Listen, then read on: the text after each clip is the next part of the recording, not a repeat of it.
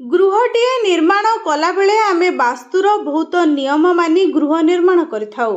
एही वास्तुर नियम जेतिकी गृह निर्माण पई जरूरी सेतिकी शिल्पानुष्ठान निर्माण कला बेले मध्य जरूरी होइथाए। शिल्पानुष्ठान अर्थ एठी फैक्ट्री कथा बुझिबाकु हेबो, अर्थात जेउ स्थान रे बहुल मात्रा रे जिनिस सब उत्पादन करा जाय थाए, जोठारे बहुत बड़ बड़ मेसिन सबू लगी थाए एवं अनेक श्रमिक काम करिथांती। एही प्रकार शिल्पानुष्ठान जदि वास्तु दोष थाए तेबे मेसिन सबू बारंबार खराब हेबार संभावना रही थाए। श्रमिक मानक मध्यरे उत्तम बुझामणा रुहे नाही, फलरे भल भल श्रमिक माने बारंबार चाकरी छाड़ी चली जाइथांती। फलरे उत्पादन रे बाधा सृष्टि मध्य होई थाए एवं शिल्पानुष्ठान मालिकों को क्षति सहिबाकु पड़ी थाए।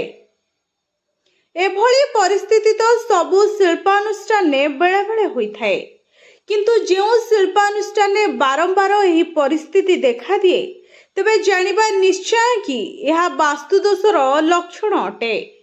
एणु वास्तुविद को परामर्श नहीं वास्तु दोषर समाधान कले एही सबु समस्यार समाधान हो जाय थाए।